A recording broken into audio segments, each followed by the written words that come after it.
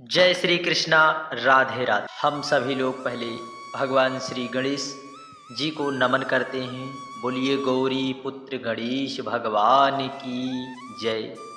और माँ शारदा को भी नमन करते हैं कि वाणी से सदा भगवान श्री हरि के स्वरूपों का वर्णन, भगवत कृपा, भगवत नाम ही निकले। हम ऐसी प्रार्थना करते हैं। बोलिए माँ शारदा की जय। आज हम सभी लोग देवी श्रीमद् देवी भागवत महापुराण की एक अद्भुत, दुर्लभ, आनंद देने वाली इस कार्तिक मास में सुनी जाने वाली, जो कि माता तुलसी के व्याख्यान का चरित्र हम सभी लोग सुनेंगे। शंखचूर्ण रूपी रूपधारी श्री हरि का तुलसी जी के भवन में जाना, तुलसी जी का श्री हरि को पाषाण होने का शाप देना, तुलसी की महिमा और शालग्राम के विभिन्न लक्षणों एवं महात्म का वर्णन हम सभी लोग श्रवण करने वाले हैं, जो कि यह एक बहुत ही दुर्लभ कथा है। इस कथा को श्रवण करने से इस कार्तिक मास में हमारे सकल मनोरथ पूर्ण होते हैं और किस प्रकार माता तुलसी की पूजा अर्चना हमें करना चाहिए। नारद जी बोले, भगवान नारायण ने कौन सा रूप धारण कर तुलसी में वीर्यधान किया था, उसे मुझे बताइए। श्री नारायण बोले, हे नारद, देवताओं का कार्य सिद्ध करने में सदा तत्पर रहने वाले, भक्तों को आनंद देने वाले श्री हरि वैष्णवी माया के द्वारा शंखचूर्ण का कवच लेकर और फिर उसे शंखचूर्ण का रूप धारण कर उसकी पति का पतिव्रत्य नष्ट करके शंखचूर्ण को मारने की इच्छा से साध्वी तुलसी के घर गए थे।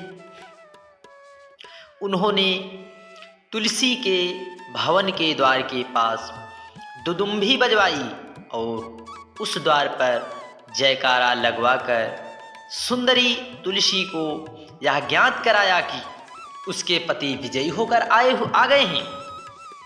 वह ध्वनि सुनकर परम साध्वी तुलसी परम आनंदित हुई और अत्यंत आदर के साथ पति दर्शन की कामना से, अर्थात जब पति विजयी होकर आते हैं, किसी कार्य में यदि महारत हासिल करते हैं तो पत्नी को बड़ा ही आनंद होता है।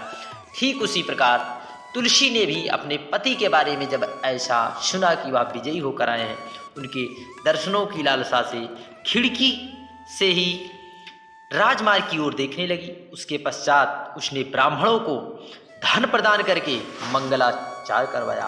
बंदीजनों और भिक्षुकों को सूत मागधों को न्यौछावर स्वरूप। उसके बाद भगवान श्री हरि रथ से उतरकर देवी तुलसी के सुंदर, अत्यंत मनोहर एवं अमूल्य रत्न निर्मित भवन में गए।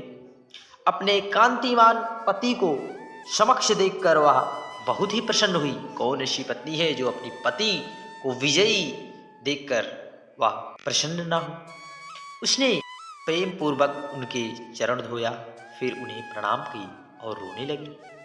तत्पश्चात उस कामनी तुलसी ने उन्हें अत्यंत मनोहर, पुनः उसने कपूर आदि से सुगंधित तांबूल उन्हें, इसके बाद तुलसी ने कहा, आज मेरा यह जन्म तथा जीवन ये दोनों सफल हो गए, क्योंकि मैं युद्ध भूमि में गए हुए अपने प्राणनाथ को फिर से घर में देख रही हूँ। तत्पश्चात मुस्कान युक्त तिरछी दृष्टि से देखती हुई, काम मद से विवल और पुलकित अंगों वाली तुलसी अपने प्राणनाथ से मधुर वाणी में युद्ध संबंधी समाचार पूछने लगी। तुलसी बोली, प्रभु, असंख्य ब्रह्मांडों का संहार करने वाले शिव जी के साथ हुए युद्ध में आपकी विजय कैसी हुई? हे कृपानिधे, मुझे विस्तार से बताइए। तुलसी जी का ऐसा वचन सुनकर शंख रूपधारी लक्ष्मीकांत श्री हरि उस तुलसी से हंसकर अमृतमय वाणी से कहने लगे। श्री भगवान बोले, हे प्रिय, हम दोनों का युद्ध पूरे 1 वर्ष तक होता रहा। हे कामिनी, उस युद्ध में सभी दानवों का विनाश हो गया। तब स्वयं ब्रह्मा जी ने हम दोनों में प्रेम करवा दिया और फिर उनकी आज्ञा से मैंने देवताओं को उनका संपूर्ण अधिकार लौटा दिया। इसके बाद मैं अपने घर की ओर चला आया और शिव जी भी अपने लोक को चले गए। हे नारद, यह कहकर जगन्नाथ रमापति श्री हरि सरसैया पर सो गए और जब उस रमणी के साथ विहार करने लगे तब उस साध्वी तुलसी ने अपने मन में विचार करके सब कुछ जान लिया और कहा, तुम कौन हो? ऐसा वह उनसे पूछने लगी। तुलसी बोली, हे माहेश, तुम कौन हो? यह मुझे बताओ। तुमने छल पूर्वक मेरा सतीत्व नष्ट किया है, अतः मैं तुम्हें श्राप देती हूँ कि हे ब्राह्मण। तुलसी का वचन सुनकर भगवान श्री हरि ने श्राप के भय से लीला पूर्वक अपना मनोहर विष्णु स्वरूप धारण कर लिया। भगवान ने किस प्रकार तुलसी को अपना चतुर्भुज रूप दिखाया, धारण कर लिया, तब देवी तुलसी ने नूतन मेघ के समान श्याम वर्ण वाले शरतकालीन कमलों के समान नेत्र वाले करोड़ों कामदेवों के समान सुंदर प्रतीत होने वाले रत्नमय आभूषण से अलंकृत मंद मंद मुस्कान से युक्त प्रसन्न मुखमंडल वाले पीतांबर धारण किए हुए तथा अनुपम शोभा संपन्न देवाधिदेव सनातन श्री हरि को अपने समक्ष देख उन्हें देखकर कामनी तुलसी ने लीला पूर्वक पूर्णतः मूर्छित हो गई और कुछ देर के बाद चेतना करके उन श्रीहरि से पुनः कहने लगी, हे नाथ, आप पाषाण सादृश्य हो गए, आप में दया नहीं। आपने छल पूर्वक मेरा धर्म नष्ट करके मेरे स्वामी को मार डाला। हे प्रभु, आप पाषाण हृदय वाले हैं तथा दयाहीन हो गए। अतः हे देव, आप इसी लोक में पाषाण रूप हो जाएं। जो लोग आपको साधु कहते हैं वे भ्रमित हैं, इसमें संदेह नहीं। दूसरों का हित साधने के लिए आपने अपने भक्तों को मार डाला। हे नारद, इस प्रकार शोक संतृप्त ने बहुत रुदन किया तथा बार बार विलाप किया। तदंतर करुणा के रस सागर कमलापति श्री हरि तुलसी की करुणिक अवस्था देखकर नीति युक्त वचनों से उसे समझाने लगे। हे भद्रे, तुमने भारत में रहकर मेरे लिए बहुत समय तक तपस्या की, साथ ही इस शंख चूर्ण ने भी उस समय तुम्हारे लिए दीर्घ समय तक तपस्या की। तुम्हें पत्नी रूप में प्राप्त करके उसने तपस्या का फल प्राप्त करके तुम्हारे साथ विहार किया। अब तुम्हें तुम्हारे द्वारा की गई तपस्या का फल देना उचित है। हे रमे, अब तुम इस शरीर को त्याग कर दिव्य देह धारण कर मेरे साथ आनंद करो और मेरे लिए लक्ष्मी के समान हो जाओ। तुम्हारा यह शरीर गंडकी नदी के रूप में प्रसिद्ध होगा। वह पवित्र नदी पुण्यमयी भारतवर्ष के मनुष्यों को उत्तम फल देने वाली होगी। तुम्हारा केशस समूह पुण्य वृक्ष के रूप में प्रतिष्ठित होगा। तुम्हारे केश से उत्पन्न वह वृक्ष तुलसी नाम से प्रसिद्ध होगा। हे वरानने, देव पूजन में प्रयुक्त होने वाली त्रिलोकी के समस्त पुष्पोत्ता पत्रों में तुलसी प्रधान रूप वाली जानी जाएगी। स्वर्गलोक, मृत्युलोक, पाताललोक, गौलोक, इन सभी स्थानों में तुम मेरे सानिध्य में रहो। वृक्ष श्रेष्ठ उत्तम तुलसी नाम से तुम पुष्प के मध्य सदा प्रतिष्ठित रहो। गोलोक, विरजा नदी के तट, रासमंडल, वृंदावन, भांडेरवन, चंपकवन, मनोहर चंदनवन, माधवी, केतकी, कुंद, मालिका, मालतीवन, इन सभी पुण्यमय स्थानों में तुम्हारा पुण्य प्रदवास होगा। तुलसी वृक्ष के मूल के सानिध्य में रहने वाले पुण्यमय स्थानों में समस्त तीर्थों का पुण्यप्रद अधिष्ठान हो। हे वरानने, तुलसी के पत्र अपने ऊपर पड़े, इस उद्देश्य वहां पर मेरा तथा सभी देवताओं का निवास होगा। तुलसी पत्र के जल से जो व्यक्ति स्नान करता है उसने मानो सभी तीर्थों में स्नान कर लिया हो, वह सभी यज्ञों में दीक्षित हो गया।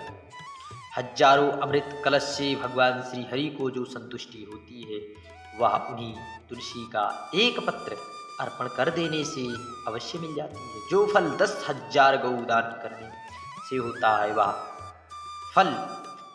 फल कार्तिक मास में तुलसी के पत्र के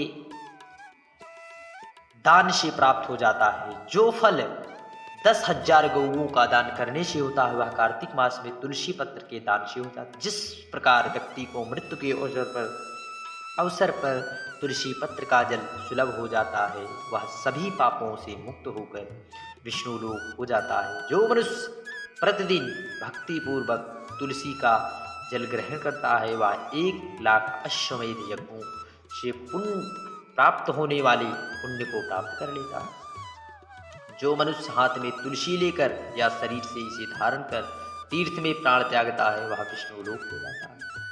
जो मनुष्य तुलसी काष्ठ से निर्मित माला को धारण करता है, वह पद पद पर अश्वमेध फल निश्चय ही प्राप्त करता है। जो मनुष्य तुलसी को अपने माथे पर रखकर अपनी प्रतिज्ञा वचन की रक्षा नहीं करता, वह कालसूत्र नरक में पड़ता है और वह चंद्रमा तथा सूर्य की स्थिति पर्यंत वास करता है। जो मनुष्य श्लोक में तुलसी के समीप झूठी प्रतिज्ञा करता है, वह कुंभी पाक नरक में जाता है।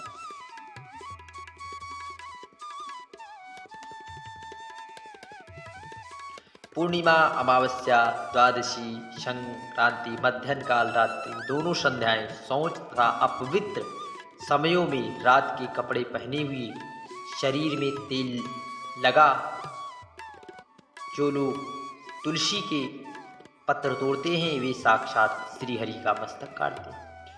देख लीजिए, पूर्णिमा, अमावस्या, द्वादशी इस दिन नहीं तोड़ना चाहिए। श्राद्ध, व्रत, दान, प्रतिष्ठित तथा देवार्चनों के लिए तुलसी पत्रपासी होने पर भी 3 रात तक शुद्ध बना रहता है। पृथ्वी पर पड़ा हुआ अथवा जल में गिरा हुआ या श्री हरि विष्णु को चढ़ाया हुआ तुलसी पत्र धो देने पर दूसरे कार्य के लिए शुद्ध हो जाता है। वृक्षों की अधिष्ठात्री देवी बनकर तुम शाश्वत गोलोक में मुझ कृष्ण के साथ सदा विहार करोगी। उसी प्रकार भारतवर्ष में नदियों की जो अत्यंत पुण्यदायी अधिष्ठात्री देवी है, उस स्वरूप में तुम मेरी अंश स्वरूप लवण स्वरूप मुद्र की पत्नी बनो। मैं तुम्हारे शाप से पाषाण बनकर भारतवर्ष में गंडकी नदी के तट के समीप निवास करूंगा। वहां रहने वाले करोड़ों कीट अपने तीक्ष्ण दांत रूपी श्रेष्ठ आयुधों से काट काट कर उस शिला के गड्ढे में मेरे चक्र का चिन्ह बनाएंगे, जिसमें एक द्वार का चिन्ह होगा, 4 चक्र होंगे और जो वन माला से विभूषित होगी, वह नवीन मेघ के समान वर्ण पाषाण लक्ष्मी नारायण नाम से प्रसिद्ध होगी।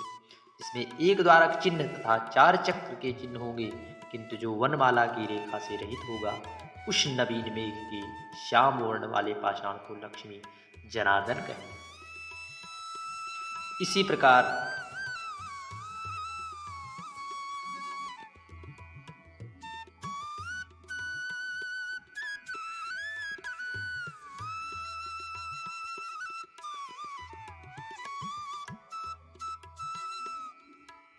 जो मनुष्य सालग्राम के जल से नित्य अभिषेक करता है, वह सभी दान करने तथा पृथ्वी की प्रदक्षिणा करने से जो पुण्य होता है, उसे प्राप्त कर लेता है। जो मनुष्य सालग्राम शिला के जल का नित्य पान करता है, वह देवार्षित प्रसाद प्राप्त कर लेता है, इसमें संदेह नहीं।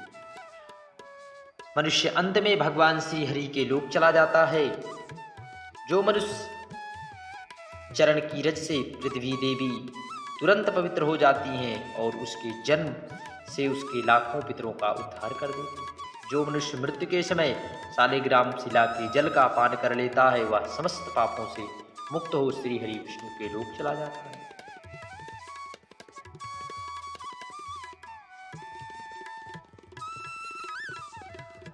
हे नारद, उस तुलसी ने ऐसा कहकर भगवान श्री हरि चुप हो गए। तुलसी अपना वह शरीर त्याग कर दिव्य रूप धारण करके श्री हरि के वक्षस्थल पर लक्ष्मी जी की भांति सुशोभित होने लगी। इसके बाद लक्ष्मी पति श्री हरि उसके साथ वैकुंठ को चले गए। हे नारद, इस प्रकार लक्ष्मी, सरस्वती, गंगा और तुलसी, ये 4 देवियां भगवान श्री हरि की पत्नियां हैं। उसी समय तुरंत तुलसी के शरीर से गंडकी नदी उत्पन्न हुई और भगवान श्री हरि उसी के तट पर मनुष्यों के लिए पुण्यप्रद शालग्राम बन गए। हे मुनि, वहां रहने वाले कीट शिला को काट काट कर उसमें अनेकों रूप बना देते हैं। वे निश्चय रूप से उत्तम फल देने वाली जो शिलाएं धरती पर गिरी रहती हैं, वे सूर्य के ताप से के कारण पीली पड़ जाती हैं, उन्हें पिंगल शिला समझना चाहिए। इस प्रकार मैंने सारा प्रसंग कह सुनाया। अब पुनः क्या। जय श्री कृष्णा, राधे राधे।